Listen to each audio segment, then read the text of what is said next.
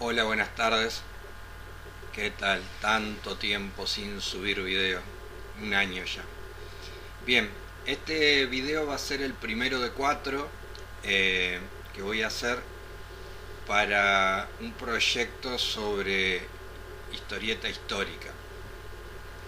Puntualmente analizando un corpus de obras producidas en este siglo, pero referidas a personajes y acontecimientos históricos de la historia argentina del siglo XX.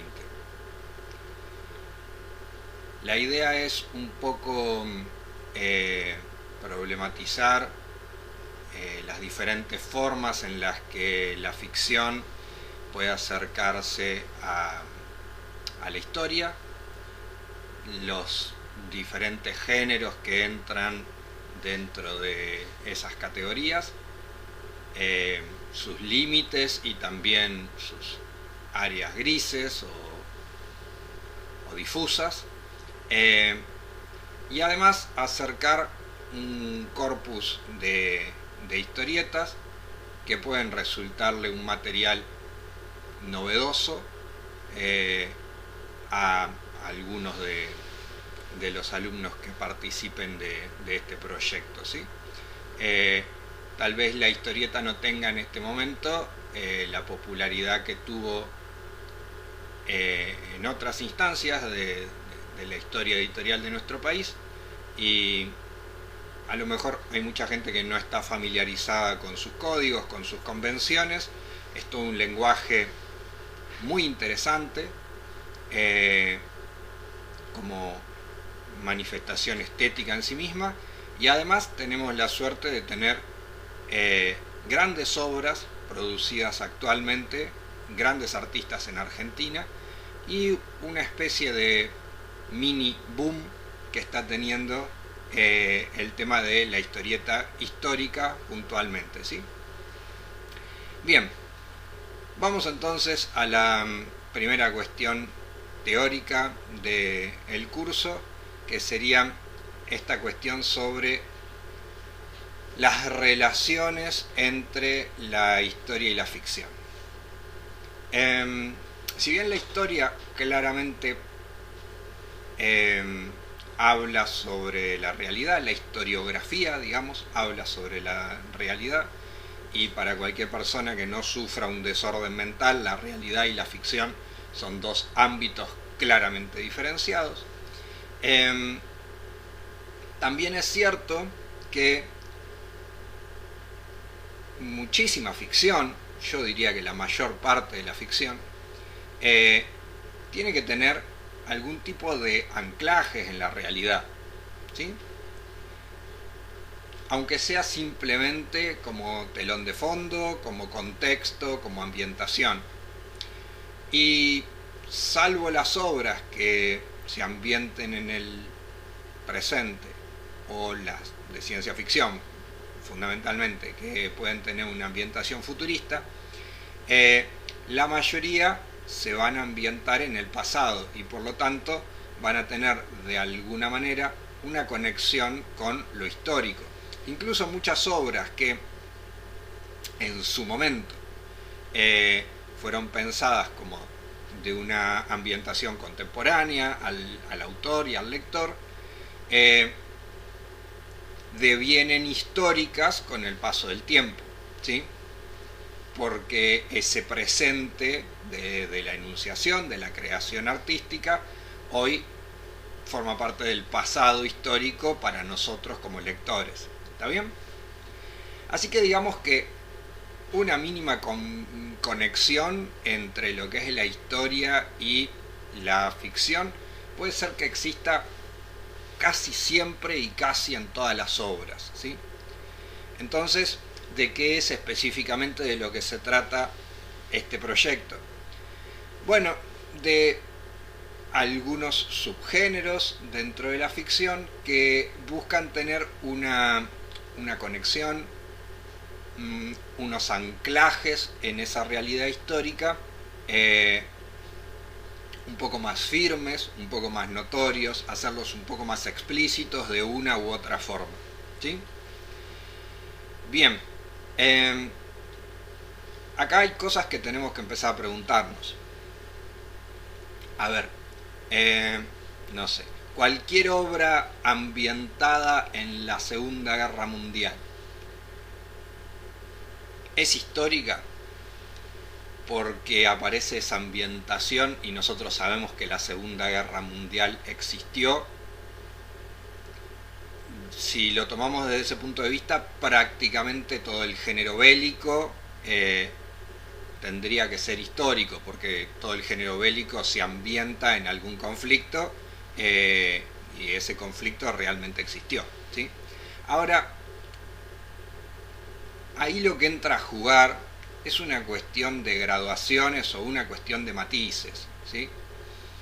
Podríamos decir qué tan relevante es la ambientación al desarrollo de la trama.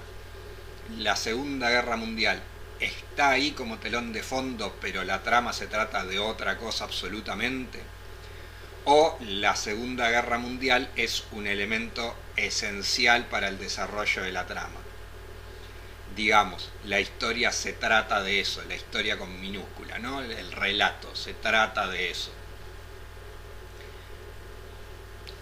Como ven, las zonas grises empiezan a aparecer rapidísimo, ¿sí? Rapidísimo. Esto es teoría literaria, y en teoría literaria no esperen encontrar definiciones que sean 100% precisas, porque esto no es ni física ni matemática.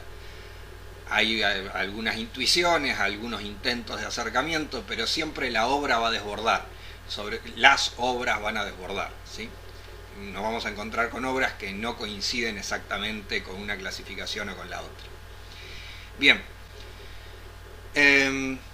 yendo un pasito más allá de lo que podría ser la ambientación, tenemos las obras que se declaran a sí mismas directamente como basadas en hechos reales.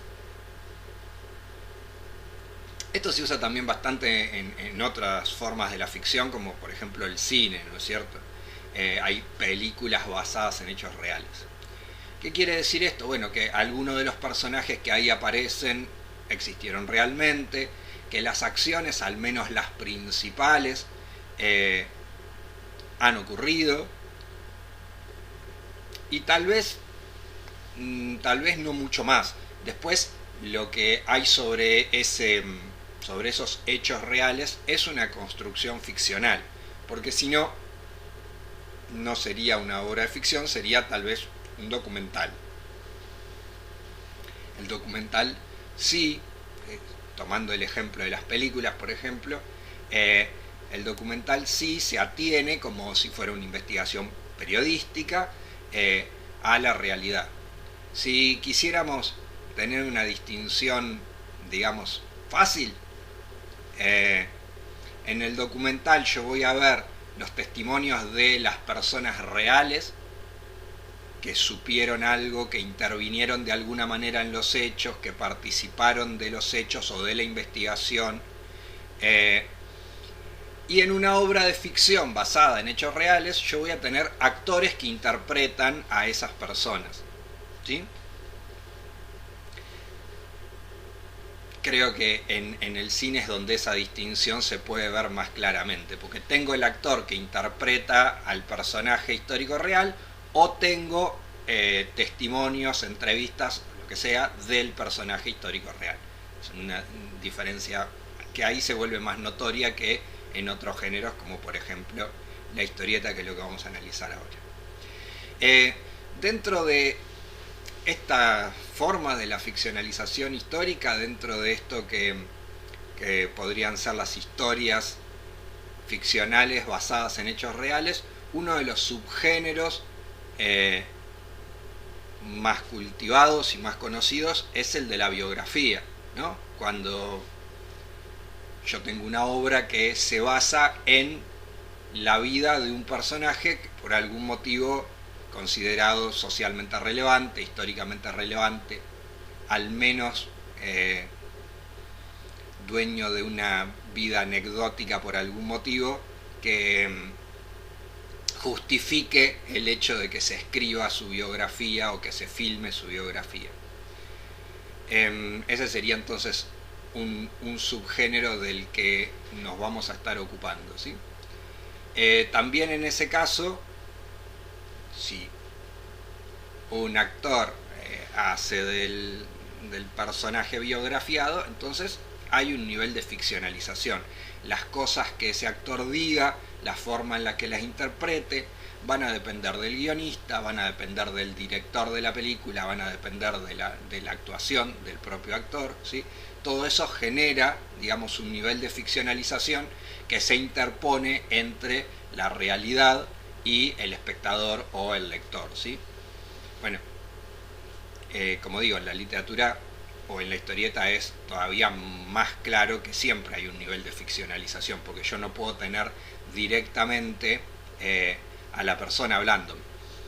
Tengo sí lo que es el género testimonial, que sería tal vez de todos estos subgéneros que se tocan de alguna manera con la historia, el que está más firmemente apegado a la realidad histórica, ¿sí? El que más se parecería, digamos, a lo que dijimos es un documental en el cine, ¿sí? Esto que algunos críticos llaman non-fiction o directamente literatura testimonial, y que se parece mucho a una investigación periodística, digamos, a Sangre Fría de Truman Capote, o Quién mató a Rosendo, Operación Masacre de Rodolfo Walsh. Textos donde el límite entre lo periodístico y la literatura se desdibuja un poco, ¿no es cierto? Porque es tan grande el peso de la investigación periodística, es tan grande el peso de los testimonios de las personas entrevistadas, que se inclina bastante más hacia el periodismo que hacia la literatura. Alguno ha llegado a decir que se considera literario porque está muy bien escrito, porque Rodolfo Walsh o Truman Capote escribían muy bien, pero que en realidad es una investigación periodística, forma parte, digamos, del periodismo. Una vez más, acá las fronteras son un poco neblinosas, ¿sí? Bien, digamos que ahí tendríamos entonces como las 4 primeras opciones básicas de las que me gustaría partir, ¿sí? Lo que puede ser un texto simplemente ambientado, en el que vemos un contexto histórico como anclaje para darle más realismo a la ficción que yo quiero contar, pero poco más que eso. Un texto donde el contexto histórico cobra relevancia, donde incluso pueden aparecer personajes históricos o hechos históricos puntuales bien documentados, pero después sobre eso se construye una ficcionalización. Dentro de este mismo género podemos hacerle una categoría aparte a lo que sería la biografía.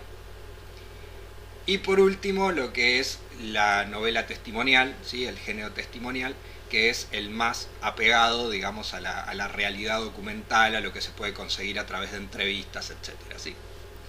Bien, para trabajar en esta primera unidad, este primer encuentro, entonces ustedes van a encontrar que hay 4 textos sugeridos que ahora mínimamente voy a pasar a presentarles, nada más para mostrárselos un poquito. Después cada uno elegirá cuáles quiere leer, y empiezo con El petiso orejudo, de Pablo Barbieri, el guionista Pablo Barbieri, y la dibujante Karina Altonaga. Este librito se publicó en 2016 por la editorial Loco Rabia y es una biografía de Cayetano Santos Godino, alias el petiso orejudo, el primer asesino serial de Latinoamérica, un infanticida, pirómano, que ocupó los titulares de los diarios durante mucho tiempo por los crímenes que cometió, y finalmente cuando fue apresado por los diferentes estudios psicológicos, podríamos decir, que se hicieron a partir de su persona, considerado prácticamente un monstruo por la época, ¿no es cierto? Un monstruo en tanto lo aberrante de sus crímenes, pero también en tanto lo excepcional de sus crímenes y de su propia persona, ¿no es cierto? De alguna manera, entonces, en tanto biografía, este texto entraría en estas categorías sobre las que estamos trabajando. Después, para otra clase queda la cuestión de si todo lo que ocurre en la realidad es histórico o debería tener cierta relevancia social para ser considerado, si la historia cotidiana de la vida de las personas comunes también las podemos considerar dentro de lo que sería la historia o no, o si solamente se trata de los grandes acontecimientos políticos. En este caso estaríamos una vez más un poco dentro de estos límites. Si consideramos que el periodismo es algo así como la historia de la actualidad, claramente el periodismo se nutrió muchísimo de la vida y los crímenes del Petit orejudo durante esa época, ¿sí? Relevancia social, incluso científica, tuvo el caso, que fue bastante estudiado por patólogos forenses, psicólogos, etc., ¿sí? Tan interesante es que no solamente tenemos un texto que habla sobre Cayetano, sino que tenemos dos. Y acá está el segundo, ahí se ve, acá está el segundo, que es otra biografía, también, como toda biografía, basada en hechos reales, pero con un nivel de ficcionalización que tiene que ver con lo que lo convierte en una obra artística, ¿no? En este caso, obra del guionista Luciano Saracino y del dibujante Nicolás Sánchez Brondo, publicado por Comic.ar en el año 2019. ¿Sí? Súper interesante, si quieren hacerlo, un análisis comparativo se podría hacer de los dos textos, porque los dos son biografía del mismo personaje histórico, ¿sí? Sirve mucho para ver cómo cada uno de los guionistas decidió recortar la misma información, porque esencialmente los dos son guionistas que se van a documentar de lo que son los textos periodísticos de la época, y también de los documentos que quedan registrados a partir del juicio y de los estudios, como digo, científicos que se hicieron a partir de esta persona. Pero es interesante ver cómo cada uno de los equipos creativos elige tomar esa misma información, esa misma realidad, podríamos decir, y cómo cada uno de los equipos lo ficcionaliza de una manera diferente, ¿sí? Bien, quería mostrar juntos los dos libros que hablan sobre el Petit orejudo, pero eso me lleva a cometer acá una pequeña anacronía respecto del tercer texto, porque acá tenemos que volver a 2016. ¿Sí? Este libro, 155, Simón Radowitzki, de Agustín Comoto, se publicó también en el año 2016 y lo publicó en Argentina la editorial MC. ¿Sí? También es una biografía, ¿sí? Una biografía de Simón Radowitzki. El número 155 que tiene al comienzo es su número de interno en el penal de Ushuaia, ¿sí? Era el número de preso que tuvo en el penal de Ushuaia. También en este caso un personaje sacado de la crónica roja de la época, ¿sí? de las noticias policiales de la época, porque Simón Radowisky es el militante anarquista que atentó contra la vida del jefe de policía Ramón Falcón, ¿sí? Tal vez justificadamente. Comentario entre paréntesis. Bien, esta novela gráfica nos cuenta muy detallada y muy documentadamente. Hay un gran trabajo de documentación de Agustín Comoto en este libro, desde la infancia de Radowisky en Rusia, porque es un ruso judío, su emigración huyendo de los pogromos, cómo llega a Argentina, el atentado contra Ramón Falcón, su militancia anarquista y cómo termina preso en el penal de Ushuaia, su intento de fuga, incluso un poquito lo que pasa tras su liberación. Lo que pasa es que deja de ser, tras su liberación, un personaje con tanto peso, con tanta relevancia histórica, por lo tanto es menos cubierto por el periodismo lo que ocurre y por lo tanto hay menos material histórico para investigar y para poder narrar con detalle la vida posterior de Simón, aunque un poco de información hay y súper interesante además. Vamos viendo entonces los dos ejes que atraviesan este primer encuentro. Podríamos decir la crónica policial, la crónica roja de la época, esa historia que se reconstruye a partir de el periodismo policial,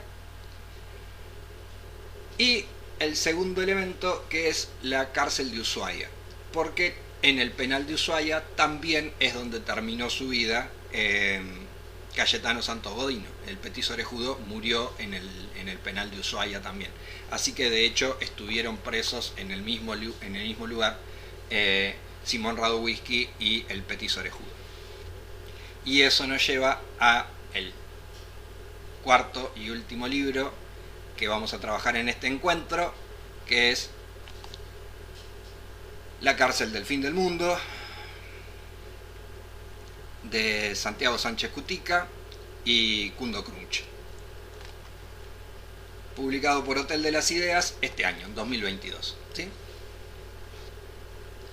Y la cárcel del fin del mundo se trata justamente de recuperar, tomar como material, como documentación básica para después construir la obra, una serie de artículos que el periodista Zoisa Reilly de la revista Caras y Caretas de aquella época realiza justamente a los presos del penal de Ushuaia. Zoisa Reilly viaja desde Buenos Aires hasta Ushuaia y ahí lleva a cabo una serie de entrevistas que se van a publicar en Caras y Caretas y que son entonces, como digo, la base documental en la que Sánchez Cutica se basa para escribir sus guiones. En este caso no es una biografía como los otros, empezamos a tener algunas diferencias, porque al basarse directamente en entrevistas es más testimonial. Tenemos la voz de los personajes entrevistados mucho más presente. Y además, la otra diferencia que tiene respecto de los otros es que no se basa en un único personaje, porque no es una biografía, sino una serie de entrevistas, podemos decir, a diferentes personajes criminales famosos que terminaron en el penal de Ushuaia. En ese caso,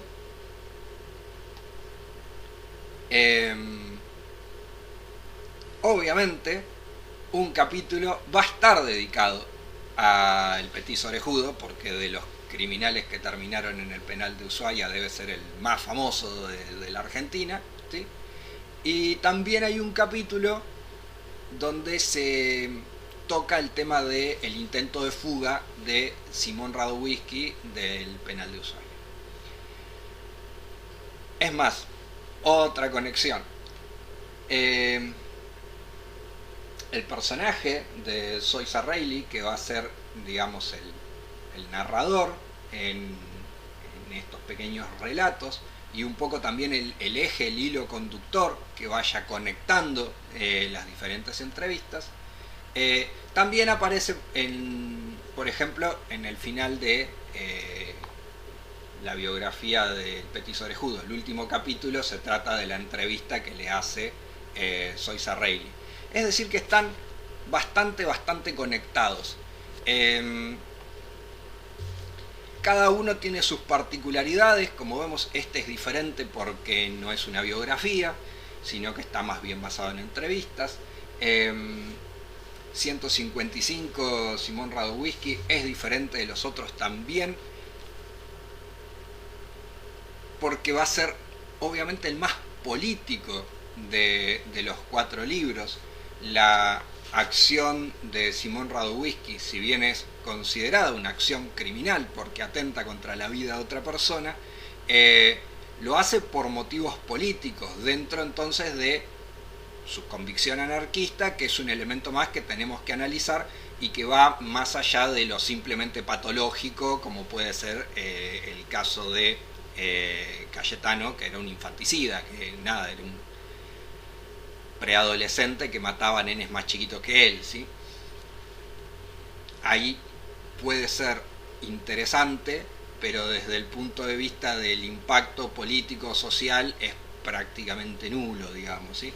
Mientras que acá no, hay todo un trasfondo político que requiere ser analizado.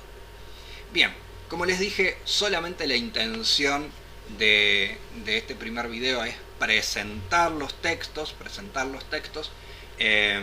Después ustedes van a tener actividades sobre esto y van a tener la oportunidad de consultarlos en biblioteca o la cárcel del fin del mundo está casi completo online en la web de Fierro. Está casi completo, faltan un capítulo creo nada más, el prólogo y el epílogo, pero todos los otros capítulos están. Y después lo iremos trabajando en las clases presenciales, ¿sí? Pero cumplimos con presentar los textos y un poquito de lo que sería el marco teórico que necesitamos para abordarlo, ¿sí? Muy bien, chicos, nos vemos la próxima. Cuídense.